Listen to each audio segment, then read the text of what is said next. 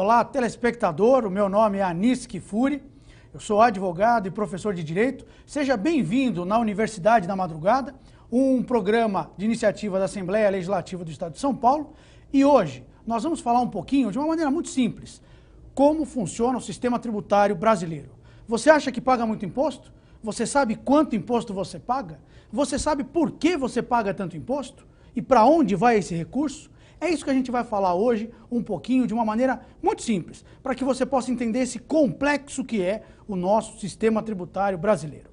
Para a gente começar, eu quero deixar aqui para você, na tela, todas as dúvidas, perguntas que você ao longo do curso tiver e quiser mandar por e-mail ou por redes sociais, vai ser um prazer. O e-mail, você vê na tela, é o kifuri@kifuri.com.br, o meu site, o www.kifuri.com.br, e tem as redes sociais no Facebook, no Twitter, no Instagram, no LinkedIn e a fanpage que é Kifuri no Facebook. E nós vamos fazer, criando aqui um canal de comunicação para que você consiga entender efetivamente como funcionam as regras do direito tributário brasileiro. Na verdade, a aula de hoje ela é baseada num livro que eu escrevi, que é o Curso de Direito Tributário, publicado pela editora Saraiva, que está na sua terceira edição, de 2016, e que é um curso completo para as pessoas entenderem como funciona esse nosso sistema tributário, com tributos federais, estaduais, municipais. Primeira questão que a gente tem que colocar é que, para que eu pago tributo? Qual é a origem do tributo? Primeira coisa é, o Estado, para se custear, para pagar as despesas com educação, segurança pública, saúde e tudo mais, ele precisa de recursos. E para fazer frente a esses recursos, ele cobra do cidadão, da sociedade, os denominados tributos. Quem paga tributo? Pagam tributo as pessoas físicas e as pessoas jurídicas. E a tributação não sempre é igual, tem tributos que são diferentes. E isso nós vamos começar a explicar. Eu sei que eu preciso de receitas. O Estado vai precisar de receitas para poder fazer frente à despesa.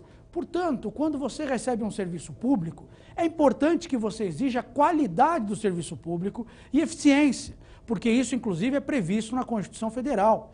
E esse serviço público não é benesse, não é favor, é pago e muito bem pago com dinheiro que todos nós, contribuintes, recolhemos diariamente. Quando você acorda de manhã e acha que, porque ainda não pagou imposto de renda, ou porque não recolheu nenhuma guia, não está pagando imposto, lê do engano.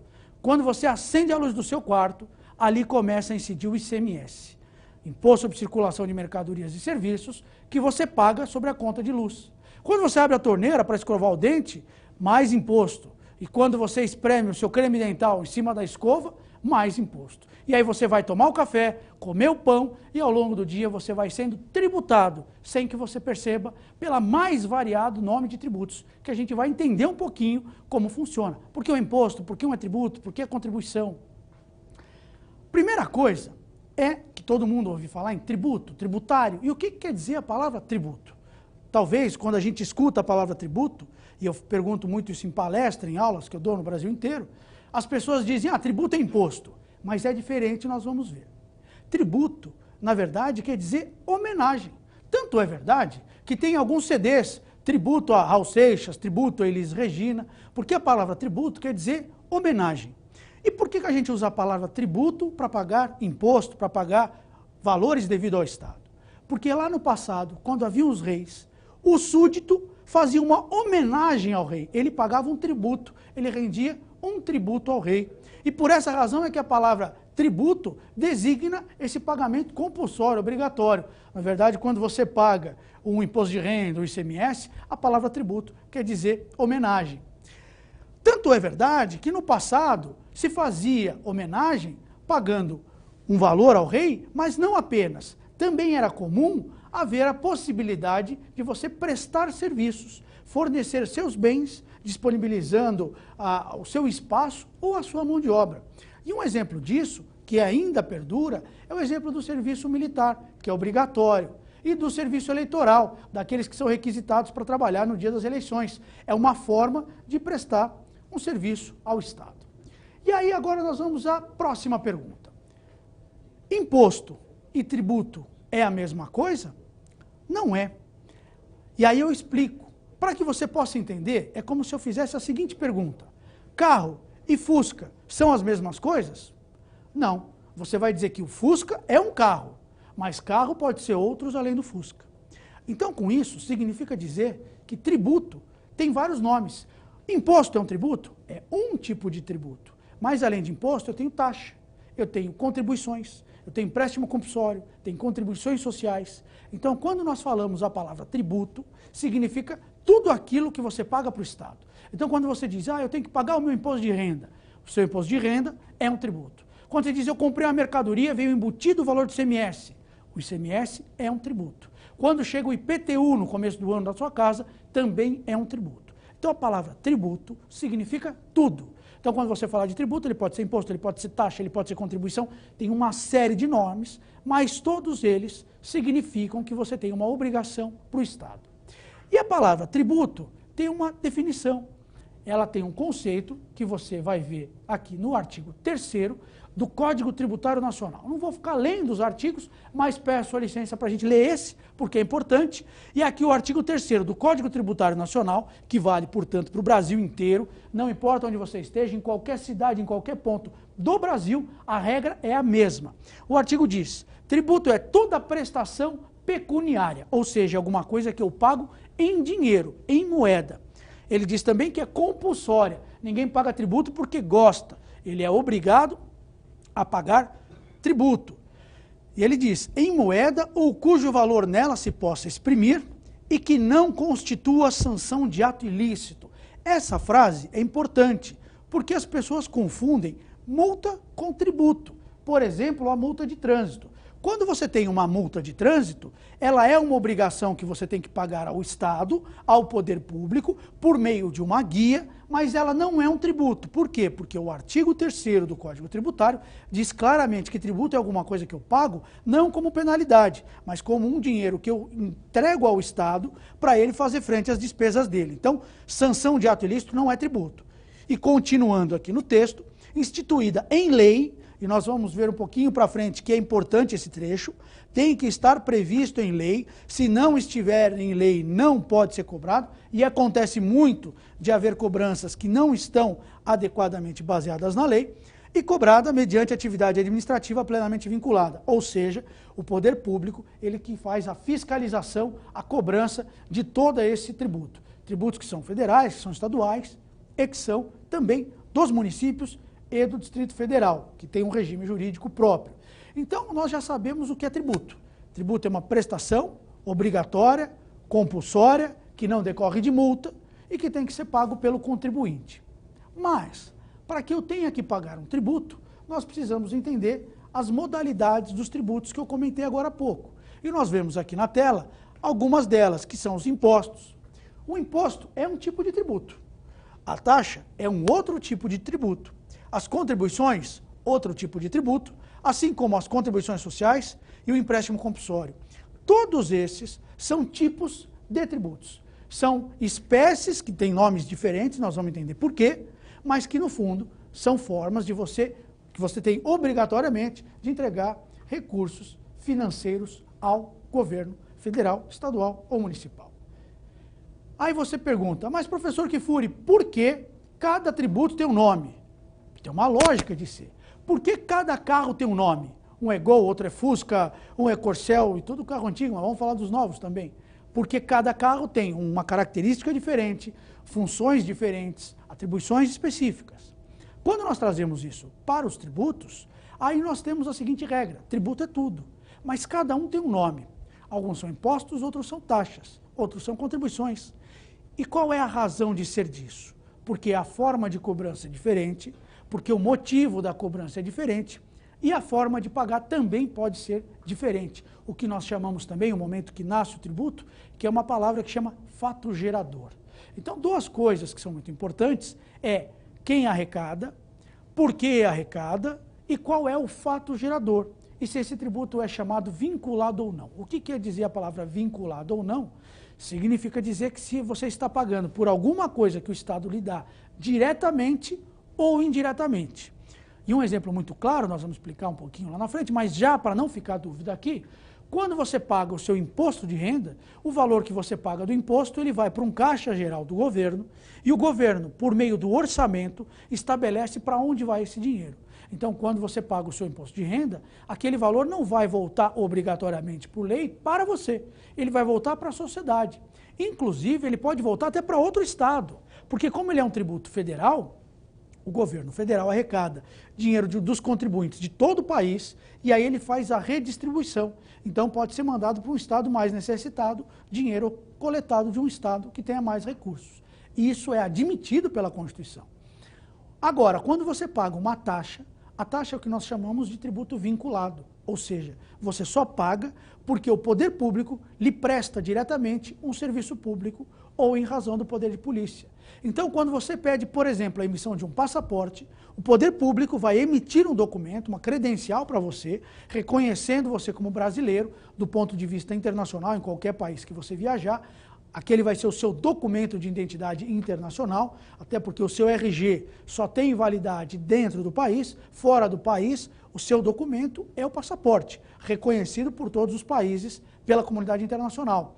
E o governo federal, que é aquele que tem a obrigação e a competência para emitir o seu passaporte, quando ele presta esse serviço, ele cobra um valor por conta desta prestação de serviço. E esse valor que você paga, aí tem natureza de taxa. Então veja, o seu imposto de renda e o valor do passaporte, os dois são tributos, só que cada um tem um nome. No passaporte ele chama taxa, porque você paga para receber a contraprestação de um serviço, que é a emissão do passaporte, específico para você e individualizado. Quando você paga o imposto de renda, você vai receber dinheiro do serviço público, de maneira geral, mas não especificamente para você. É para custear a segurança pública, para custear a administração, a iluminação, uma série de despesas que o Estado vai ter. E esse dinheiro vai ser distribuído através do orçamento público, que é votado pelo Poder Legislativo. Quem é o Poder Legislativo, nós vamos ver, mas no governo federal, o Congresso Nacional. No âmbito estadual, a Assembleia Legislativa composta pelos deputados estaduais. E no âmbito municipal, a Câmara Municipal composta pelos vereadores. Vamos então, agora, avaliar um pouco e falar um pouco dos impostos. Como eu disse agora há pouco, os impostos, eles não têm o que a gente chama dessa obrigação, dessa vinculação. Então, todos os impostos que você paga, é cobrado de você porque diz o seguinte, o Estado precisa arrecadar e ele vê uma capacidade contributiva. Então, o conceito é, você tem um carro? Se você tem um carro, você tem condições de pagar o IPVA. Muitas pessoas acham que pagam o IPVA para asfaltar a rua ou que pagam o IPVA para melhorar a via pública. Constitucionalmente falando, o que está escrito na lei não é isso. Embora o que eu tenho defendido muito é que nós precisamos trabalhar muito a fiscalização do serviço público, o combate à corrupção, mas também a boa gestão pública, fazer uma obra bem acabada, aquela rua que não fique cheia de lombada, que o carro passa, ele trepida, que inclusive causa acidentes muitas vezes. Aí diz assim, a culpa é do motorista. Pode ser, mas há também a culpa que decorre da via pública e que muitas vezes as pessoas não levam em consideração. Aquela curva que a própria geografia acaba jogando o carro para fora da pista, mesmo na velocidade regulamentada por lei. Então, esse tipo de contraprestação é importante que o cidadão possa cobrar o tempo inteiro, porque é uma obrigação do Estado previsto na Constituição. Mas para fazer frente a isso, o Estado então cobra o IPVA, que tem por contribuinte todo mundo que tenha um carro, a propriedade de um veículo automotor, e aí ele pode fazer a sua imposição. Então, o que nós pagamos de impostos, ele não tem uma vinculação direta, mas ele vai para o cofre público, tanto da União, do Estado, do município, e de lá ele é distribuído por meio do orçamento que é votado, e ali o governo define quais são as prioridades para onde vai cada centavo do nosso dinheiro. Além dos impostos, nós temos as contribuições.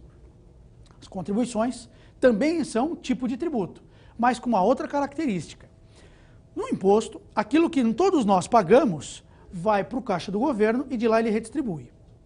Na taxa, aquilo que nós pagamos volta para nós como uma prestação de serviço. Existe uma contraprestação direta.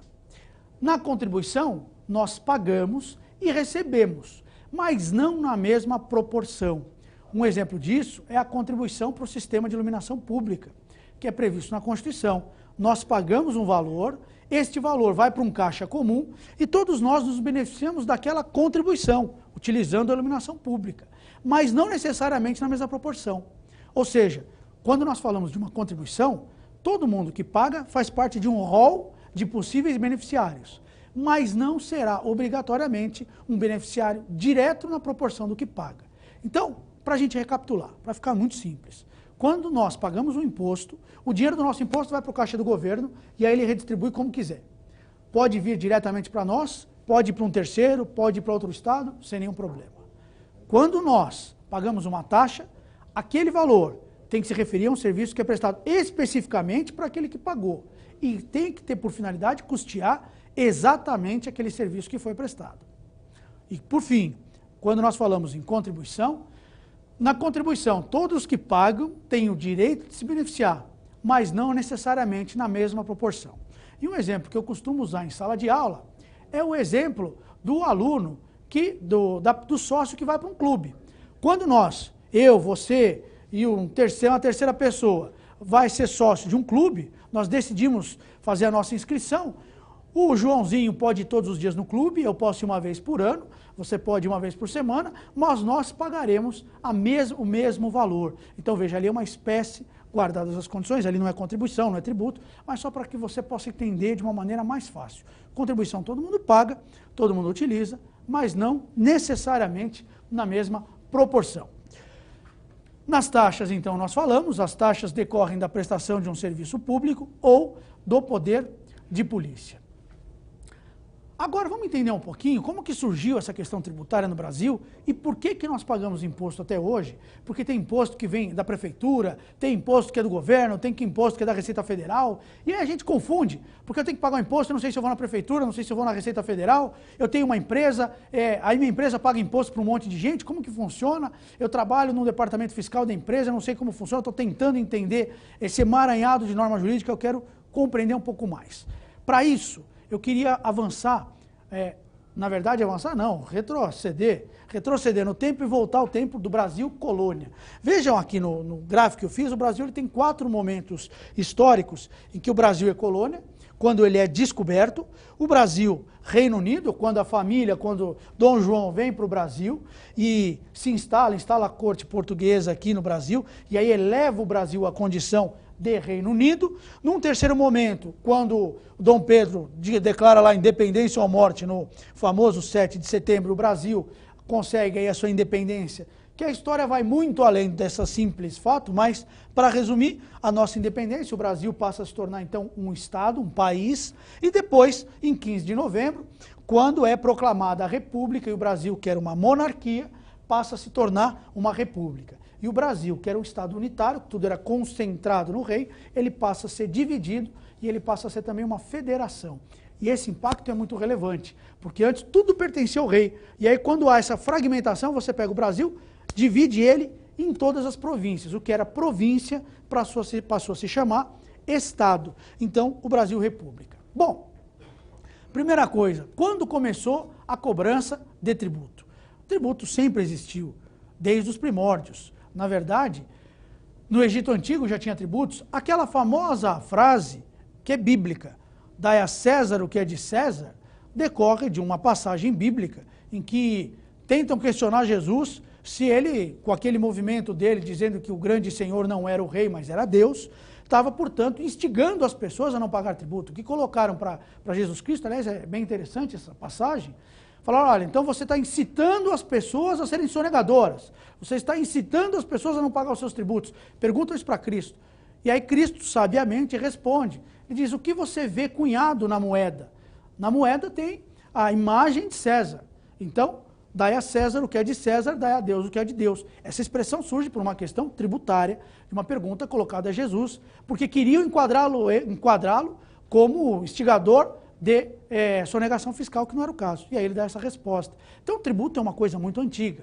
No Brasil colônia, primeiro o Brasil, quando foi descoberto, as pessoas vinham aqui, levavam para o Brasil, depois num segundo momento descobriram ouro com os bandeirantes, e aí começou a extração de ouro e o envio para o exterior, mas sempre houve, depois nós tivemos o período das capitanias hereditárias. Nas capitanias hereditárias foi uma espécie de franquia do Brasil. Portugal não tinha condições de proteger todo o território brasileiro, que é gigantesco, até hoje é difícil. Imagina naquela época, sem comunicação, sem WhatsApp, sem GPS, sem Facebook, sem nada, sem Waze para se achar. Imagina as naus chegando aqui do Brasil e protegendo a costa. Então vinham os piratas, vinham outros países, como os holandeses, os franceses, e tentavam já se apoderar do território brasileiro. Então Portugal, por conta disso, dividiu o Brasil, fatiou e entregou um pedaço para cada um, que eram as capitanias, que assumiu diversas formas, e aí o objetivo da nossa aula hoje não é explicar isso, mas para que você entenda, esses que recebiam essas capitanias tinham a obrigação de entregar à coroa um determinado valor, e elas podiam explorar a nossa terra, explorar o Brasil, e em troca eles pagavam à coroa alguns direitos por essa utilização.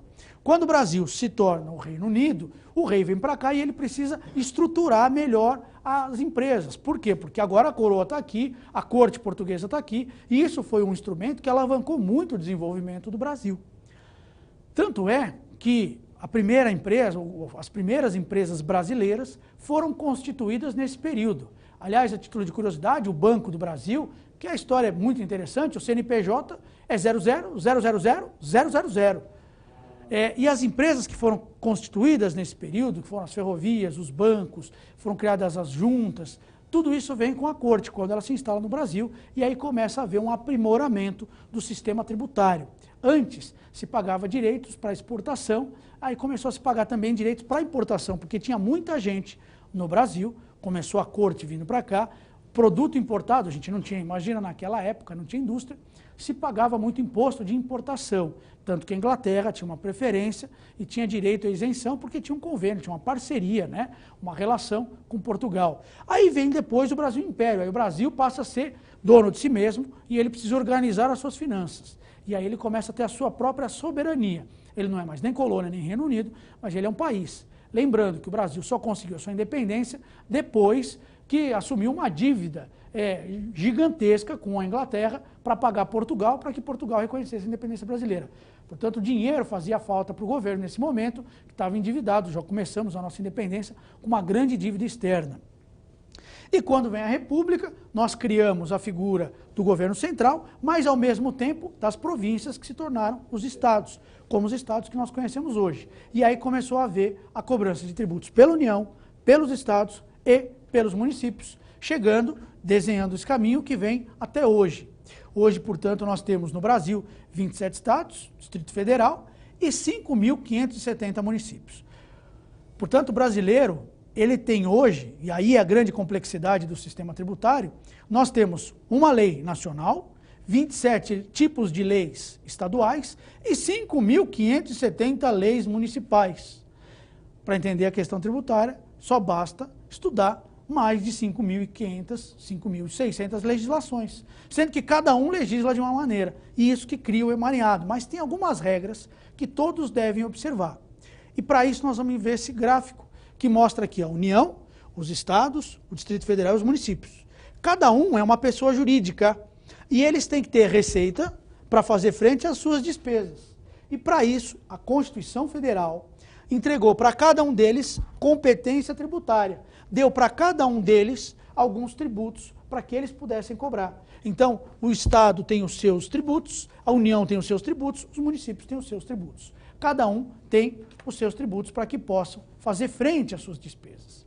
E que tributos são esses? Nós podemos ver aqui que a União tem os seus próprios tributos. A União ela tem o imposto de importação, por exemplo, o imposto de exportação, o IOF, o IPI, o IR, que é o imposto de renda, o IPI que é industrializado, o imposto sobre grandes fortunas, que é previsto na Constituição, mas não é cobrado, porque falta uma lei complementar. Mas nós temos hoje o imposto de renda, que é um dos maiores tributos federais, o imposto de produtos industrializados, quando a gente vê aquela campanha, olha, o preço da geladeira baixou, o preço dos carros baixaram, porque o IPI zero, aquela campanha do IPI zero, o governo faz o quê? Ele reduz o IPI, que é um tributo do governo federal, e por conta da redução do IPI, ele acaba afetando o preço dos produtos e conseguindo baixar o preço, inclusive servindo como mecanismo de controle de inflação, de desenvolvimento de políticas econômicas também. Então a União tem esses tributos.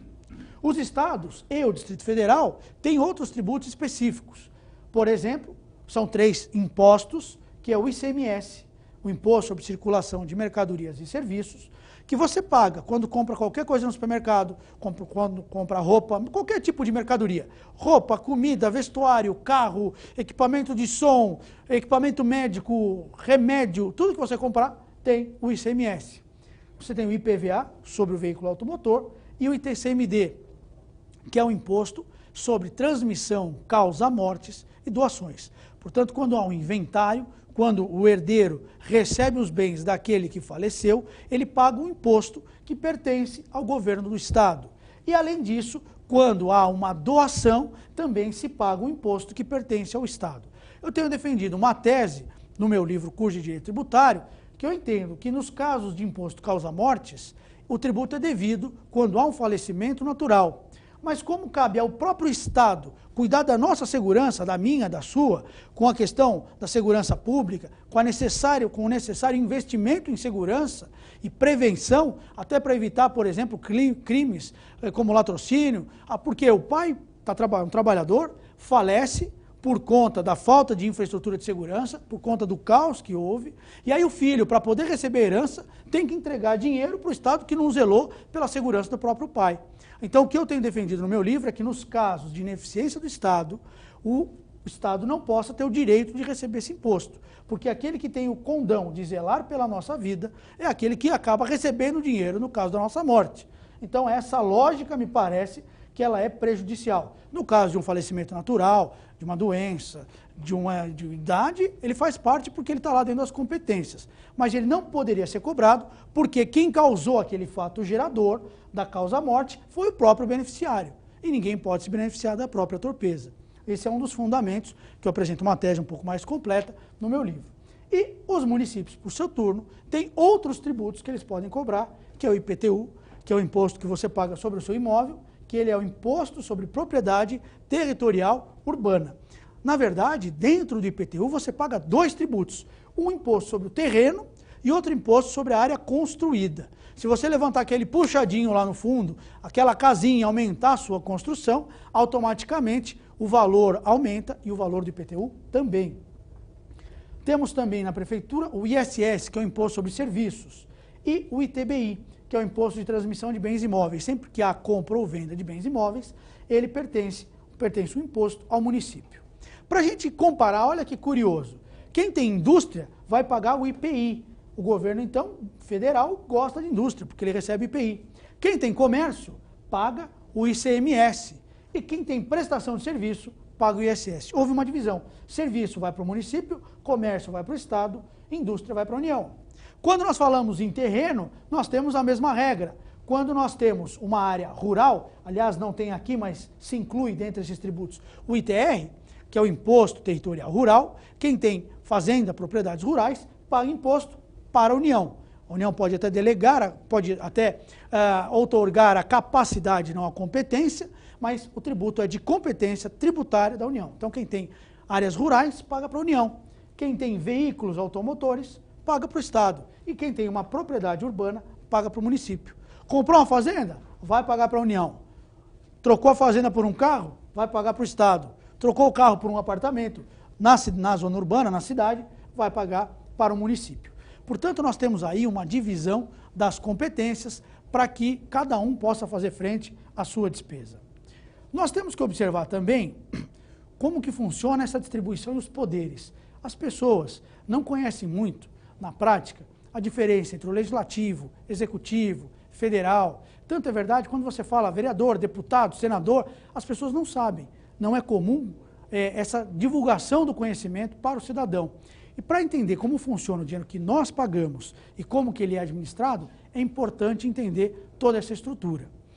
Por isso eu queria que você desse uma olhada agora nesse quadro que eu preparei, para ficar mais fácil de acompanhar. Nós temos três esferas: a esfera federal, do governo federal, a esfera estadual, Estado de São Paulo, do Rio, de Minas, e a esfera municipal em cada cidade. Dentro dessas três esferas, dentro dessas três áreas, nós temos os três poderes, que é o poder executivo, o legislativo e o judiciário. O poder executivo, ele sempre é personificado, na verdade o poder executivo é um todo, mas ele é personificado pelo seu chefe, a autoridade maior. A autoridade maior do Executivo Federal é o presidente da República. E abaixo dele tem os ministros, as secretarias, todos os órgãos ligados ao governo federal. O chefe, portanto, do Executivo Federal é o presidente da República. Ele que tem que colocar a máquina para funcionar do ponto de vista executivo. Qual é a diferença do executivo e do legislativo? Para que você compreenda de uma maneira muito simples, vamos imaginar que nós moramos num prédio chamado Brasil.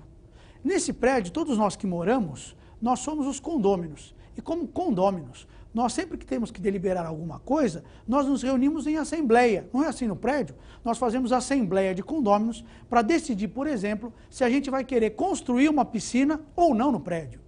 Essa deliberação é tomada pelos próprios moradores. Do ponto de vista do governo, essa mesma decisão de construir a piscina, de fazer a reforma, de fazer a obra, ela também é tomada pelos moradores, por todos nós. Não diretamente, mas por meio dos nossos representantes, que são os legisladores, que são os deputados estaduais, os deputados federais, os senadores e os vereadores. Nós elegemos esses legisladores, membros do Poder Legislativo, para que se reúnam em assembleia e deliberem, em nome da população, aquilo que eles desejam. Então, se nós queremos, no nosso exemplo do Prédio Brasil, fazer esta piscina, nós temos que deliberar na assembleia. Isso quem delibera é o legislativo. Mas uma vez deliberado que a gente quer a piscina, nós não vamos ficar como moradores desse prédio, olhando todo dia se a piscina está sendo feita, se o azulejo chegou, se está tendo infiltração. Quem fará isso é o zelador. O zelador é aquele que tem a função de zelar por aquela função, pela execução da obra, pela sua realização. E esse zelador equivale ao chefe do Poder Executivo. É quem faz executar. É aquele que pega todas as deliberações que nós tomamos em assembleia e tem que pôr em funcionamento, tem que pôr em prática. Então, se o Congresso delibera uma coisa, o presidente tem que executar. Se a Assembleia Legislativa do Estado delibera alguma coisa, o governador tem que executar. E se a Câmara Municipal do seu município delibera alguma coisa, o prefeito tem que executar. Então, o Legislativo delibera, o Executivo executa. No âmbito federal, então, nós temos um sistema que é chamado de bicameral, ou seja, tem os deputados federais que ficam na Câmara dos Deputados e os senadores que ficam no Senado Federal. E esses dois conjuntos formam o que a gente chama de Congresso Nacional. O Congresso Nacional delibera matérias que dizem respeito à União e tudo que eles deliberam sujeitam o presidente da República, que é o Executivo, a executar. E se houver algum conflito que tiver que ser analisado, isso vai para o Poder Judiciário, cujo chefe é o STF. Então, no âmbito executivo federal, nós temos o presidente da República, no legislativo o Congresso, no judiciário o STF. Quando nós vamos para o Estado, São Paulo, Rio, Minas, nós temos o chefe do executivo, o governador. Como chefe, como poder legislativo, os deputados estaduais, que se reúnem na Assembleia Legislativa, a nossa Assembleia Legislativa aqui do Estado de São Paulo, de onde nós estamos gravando o programa. E, no caso de discussão, quem vai analisar o poder judiciário competente do Estado é o Tribunal de Justiça. Cada Estado vai ter o seu Tribunal de Justiça. Tribunal de Justiça de São Paulo, Tribunal de Justiça da Bahia, Tribunal de Justiça do Rio.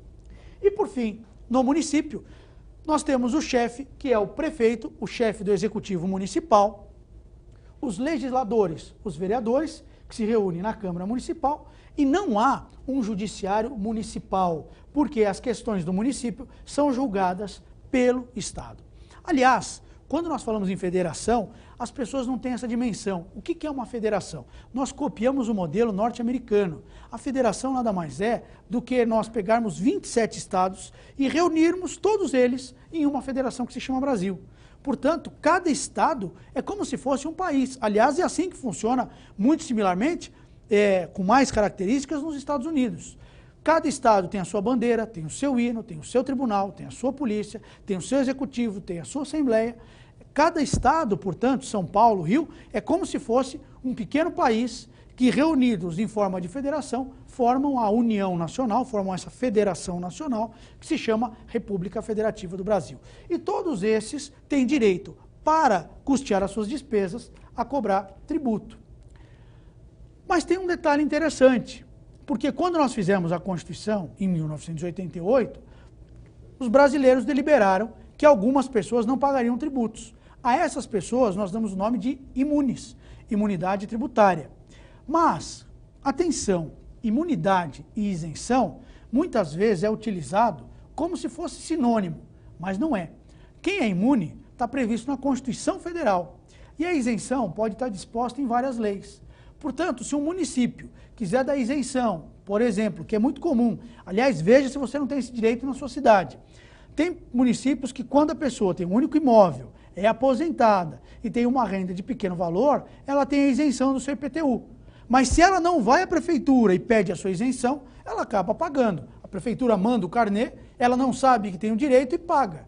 Então busque saber os seus direitos no seu município, porque você pode ter direito à isenção do seu imóvel, de IPTU, que não sabendo, a prefeitura manda e você apaga a conta e às vezes esse dinheiro lhe faz falta. Quem tem imunidade no Brasil? Lembrando que imunidade está na Constituição. Nós temos aqui o artigo 150, que estabeleceu as regras. O próprio governo, o Estado, a União, os municípios, que é chamado de imunidade recíproca, eles não tributam entre si, os templos de qualquer culto, os partidos políticos e suas fundações, as instituições de educação e assistência social sem fins lucrativos, livros, jornais e periódicos, e mais recentemente foi feita uma emenda constitucional para os fonogramas e videogramas musicais de autores brasileiros produzidos no Brasil, também não pagam impostos. Nós temos a imunidade. E quem é isento? Aí depende. Aí tem que avaliar. A União pode dar isenção de seus tributos, por exemplo, no imposto de renda. Não tem a tabela de R? Quem ganha até tal valor está isento, porque há uma lei que diz que até aquele valor não se paga imposto de renda. Pode ter isenção estadual? Pode. Por exemplo, no estado de São Paulo, veículos que têm mais tempo de fabricação são isentos. Pode haver isenção do município? Pode. O município pode dar isenção de vários dos seus tributos, de acordo com as regras que ele estabelecer. Portanto, a dica é, vá buscar a legislação, ver se você não tem hipótese de isenção e se tem alguma dispensa de pagamento que a Constituição ou que a lei municipal, estadual, federal preveja. Ah, mas eu tenho uma empresa, eu trabalho numa empresa. Que tributos uma empresa paga no Brasil? Se você é empresário no Brasil, parabéns, você é um herói. Realmente o Brasil tem uma legislação extremamente burocrática, a dificuldade de empreender é gigantesca e nós temos um sistema tributário que não é inteligente, que não é produtivo. O Estado tinha que ajudar a empresa a crescer para gerar emprego, mas o Estado acaba sendo o primeiro que muitas vezes sufoca a empresa na sua atividade empresarial. E a carga tributária é tão grande que às vezes só o fato de você fazer um planejamento tributário adequadamente pode significar a sobrevivência ou a morte da sua empresa. Os autos de infração, as multas, são tão grandes que se uma empresa não atentar para a questão tributária, os problemas que ela pode ter são gigantescos e ela pode de fato quebrar. Para você entender, nós temos, vamos pegar aqui 3 relações que ficam muito fácil. Consumidor, direito civil e direito tributário. Na relação do Código do Consumidor, você tem uma relação que é com o seu cliente, e ele diz que se tiver uma multa, essa multa gira em torno de 2%. E tem um código próprio. Na relação do consumidor, o consumidor está em cima, que ele é considerado insuficiente, o empresário numa posição inferior, porque ele tem mais capacidade, presume-se, e a multa é de 2%. No âmbito do direito civil, que tem um código do direito civil, presume-se que as pessoas estão em igualdade. Marido e mulher, contratos entre empresas, parceiros profissionais, existe uma igualdade, presume-se um equilíbrio de forças, e a multa, geralmente, gira em torno de 10% a 20%. Quando nós falamos da relação tributária, presume-se que o Estado é o ser onipotente, absurdamente, inclusive muitas vezes sufocando a atividade empresarial e o próprio cidadão, e o cidadão aqui embaixo, apanhando do Estado efetivamente. Com um código próprio, Código Tributário Nacional, e as multas vão a 150%. Se você não recolhe um tributo federal, a multa é de 20%, só porque você atrasou. Mas se você errou o cálculo porque não sabia a lei, porque não viu que mudou a lei, ou porque alguém errou o cálculo, a multa vai para 75%. E se você teve a intenção de sonegar, ou o fisco entender, porque às vezes você não teve intenção, mas se o fisco entender o quê? A multa que ele aplica é de 150%. Isso é multa, fora os juros. Os juros, ao longo de 5 anos, que é o prazo de cobrar, não raro acumulado, ultrapassa 60%. Então, às vezes, um valor que você deve em questão tributária pode chegar ao dobro, ao triplo, sem contar as multas que eles cobram por obrigações acessórias. Porque não escritou um livro, porque não entregou uma declaração correta, porque não emitiu uma nota correta. Então é importante, se você tem uma empresa, que você tome muito cuidado com a questão tributária, porque às vezes você está desenvolvendo atividade, vendendo mais, crescendo, o olho do fisco cresce e aí ele descobre o erro. E as multas, infelizmente, são extremamente elevadas e até desproporcionais. O que eu até discuto no meu livro, porque eu acho que as multas são muito pesadas e às vezes não tem lógica. Às vezes porque deixou de colocar uma coisa que é acessória, que não é relevante, que não tem sonegação, que não teve má-fé, a multa é muitas vezes superior ao próprio valor do tributo. Que tipo de empresa nós pagamos no Brasil? Aqui você tem que tipo de tributos uma empresa paga no Brasil. Nós temos aqui o IR, a contribuição social sobre o lucro, o PIS, o COFINS, aqui eu faço uma correção, não é contrato social, aqui é contribuição social. Aqui as contribuições sociais que nós pagamos sobre a folha de pagamento. Então, quando você tem um salário, repito, não é contrato social, é contribuição social, está ditado errado, mas são as contribuições sobre a folha de pagamento, além de taxas, taxas de fiscalização do estabelecimento e uma série de outros tributos. Além desses tributos que você paga aqui, pagam-se também, se for comércio, ICMS, se for serviço, ISS, se for indústria, IPI. Se for indústria, comércio e serviço, paga os 3.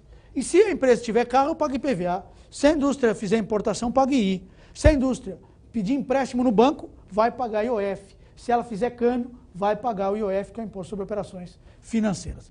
Vejam por aqui quantos tributos uma empresa paga de uma enormidade de fatos geradores.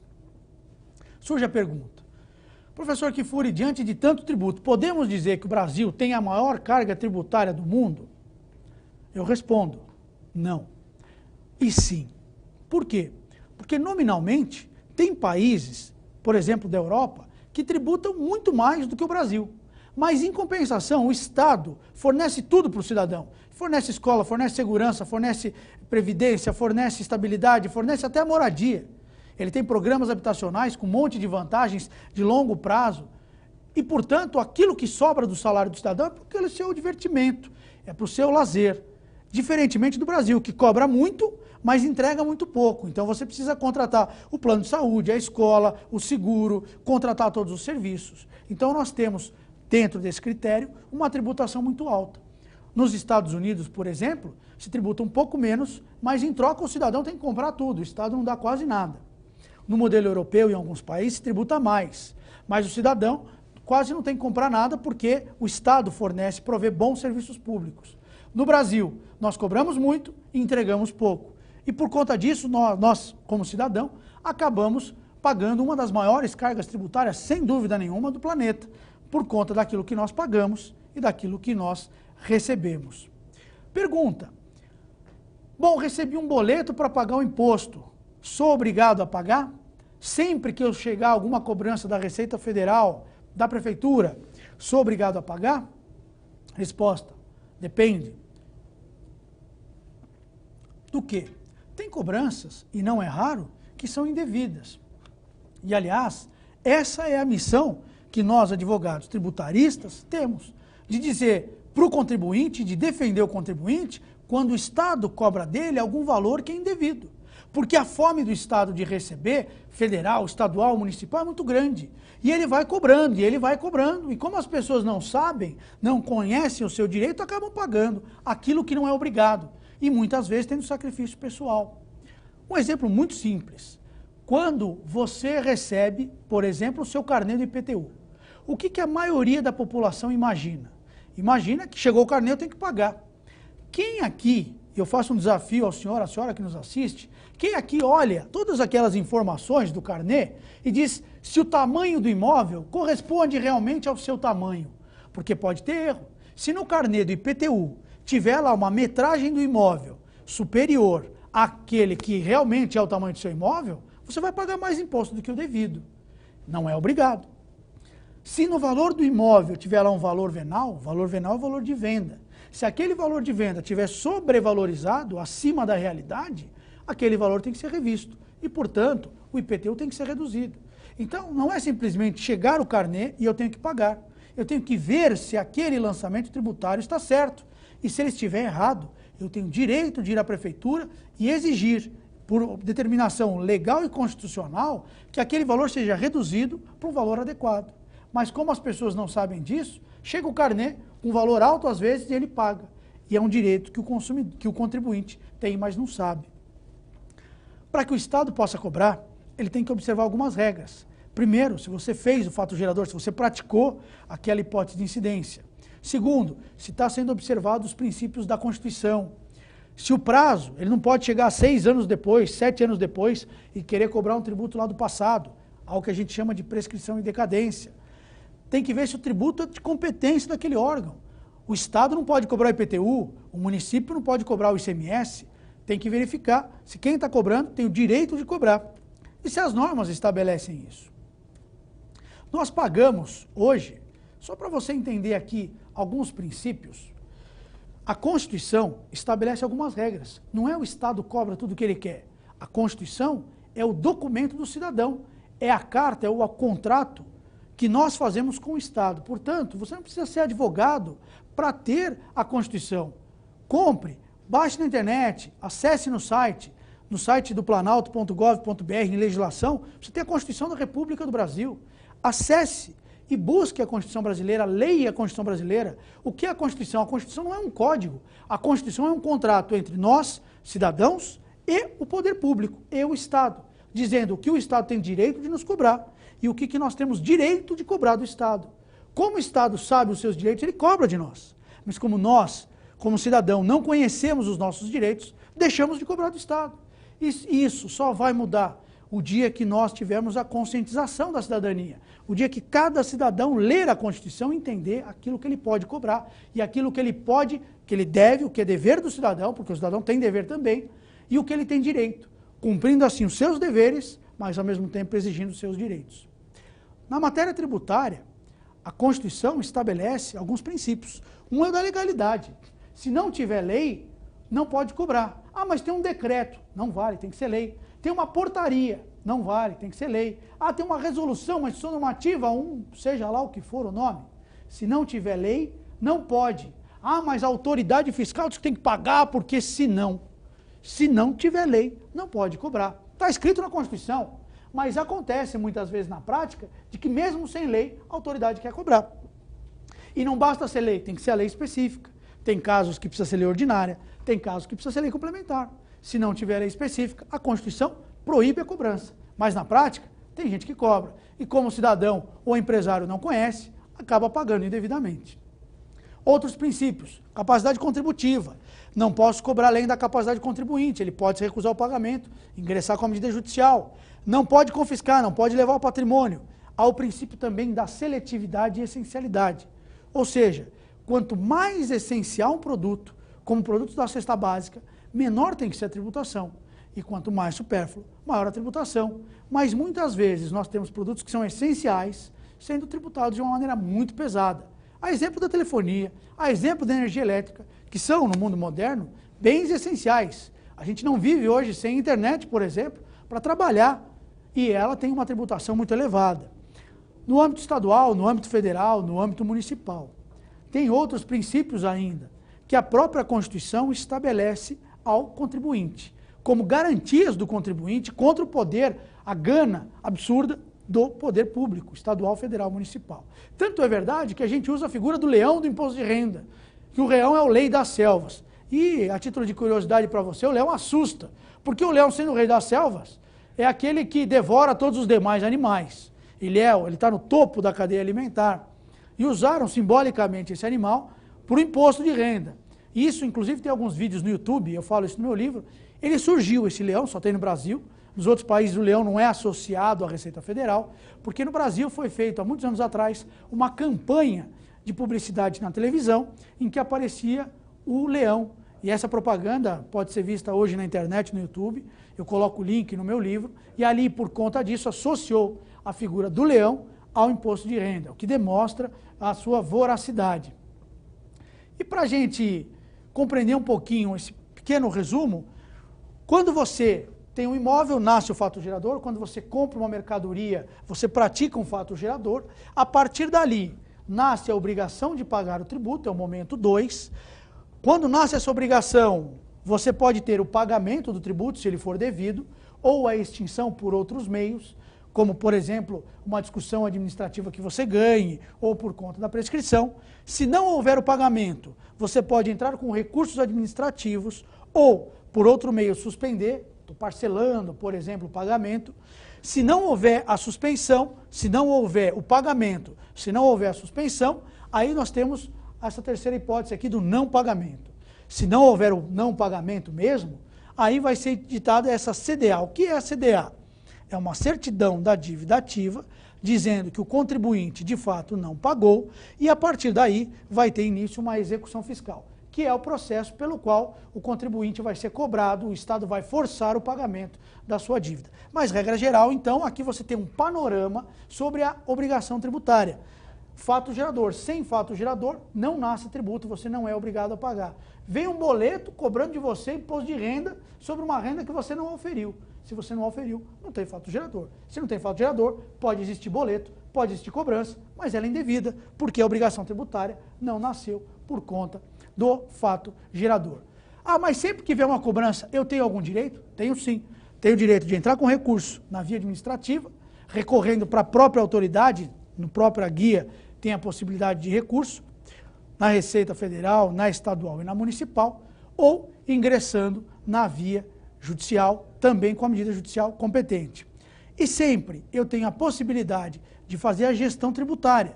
Eu posso fazer o planejamento, e a gestão tributária eu posso planejar a minha atividade para pagar a menor carga tributária dentro da lei. Veja, não é a sonegação, é o planejamento, é escolher a melhor alíquota, a melhor forma da atividade, da operação, a interpretação da legislação e também prevenindo as multas e as autuações fiscais, porque muitas vezes, como a legislação é complexa e o empresário não conhece, ele acaba deixando isso de lado. E ali fica um grande buraco que amanhã ele pode ser surpreendido com um valor de multa muito alta. Para a gente finalizar, eu queria aqui colocar alguns posicionamentos que são meus, que eu tenho defendido no livro, e que eu queria convidá-lo a refletir sobre esses temas e também mandar os seus e-mails. Eu queria muito ouvir a sua opinião. O meu e-mail é o kifuri@kifuri.com.br. Lembrando que Kifuri é K-F-O-U-R-I. Uma das teses que eu defendo no meu livro é que nós podemos deduzir do imposto de renda os dependentes, os filhos, que o valor é muito baixo, mas eu defendo que possa deduzir desde o momento que se confirme a gravidez. Não precisa a criança nascer. Já comprovada a gravidez no exame, como a nossa Constituição Federal põe a salvo os direitos do nascituro, como o feto, no seu momento de gestação, ele tem direitos e ele demanda cuidados, despesas financeiras e cuidados de diversas ordens. Portanto, uma vez com o exame, eu devo ter o direito sim de deduzir do imposto de renda, porque já existe uma dependência, e não apenas somente depois do registro da criança no nascimento. Outra tese que eu defendo, que já comentei anteriormente, é que não deve ser pago, não deve incidir o imposto causa-mortes nos casos de ineficiência do Estado. Por exemplo, a pessoa opera no hospital público, esquece a tesoura na barriga dela, ela vem a falecer e ainda a família tem que pagar o imposto para receber a herança. Nesses casos, tenho defendido, é uma opinião minha, que eu coloco aqui para análise de todo o telespectador, e queria muito ouvir suas sugestões, que você pudesse nas redes sociais ou por e-mail, mandando seu ponto de vista, para que a gente possa debater, ampliar o ponto de vista e aprimorar continuamente nossa legislação. E por fim, uma terceira hipótese, dentre outros pontos de vista, que é a dedução no imposto de renda da despesa do aluguel para moradia. Por quê? A nossa Constituição coloca como direito do cidadão o direito à moradia, mas o cidadão não fornece para todos a moradia. Então, dessa maneira, entendo eu que deveria ser deduzido do imposto o valor do aluguel, até porque quem recebe o aluguel já está pagando imposto de renda sobre essa receita oferida, de maneira que quem acaba pagando deveria ter o direito, sim, de deduzir todas as despesas para a sua moradia. Portanto, eu queria aqui, mais uma vez, agradecer a sua audiência, cumprimentá-lo, parabenizar a Assembleia Legislativa do Estado de São Paulo, toda a equipe da TV Assembleia, aqui dos bastidores, meus parabéns, a equipe da produção, por fazer um trabalho de difusão de valores da cidadania. E sem dúvida nenhuma, esse é o canal que vai permitir que a gente possa ter uma sociedade muito mais justa e muito mais fraterna. Você vê aí no vídeo também todos os meus canais de contato, Twitter, Facebook, que é kifuri@kifuri.com.br, ou no meu site, que é o www.kifuri.com.br, nas redes sociais. Quero cumprimentar você, desejar muito sucesso e que você tenha na sua casa, sempre, a Constituição Federal, que é o documento do cidadão, e que você aprenda a cumprir os seus direitos, mas também a cumprir os seus deveres, para que a gente possa ter uma sociedade mais justa, mais fraterna e que a gente possa ter, de fato, aquele país que nós desejamos. Muito obrigado pela audiência, desejo a você uma excelente semana, um excelente mês e um excelente ano. Muito obrigado.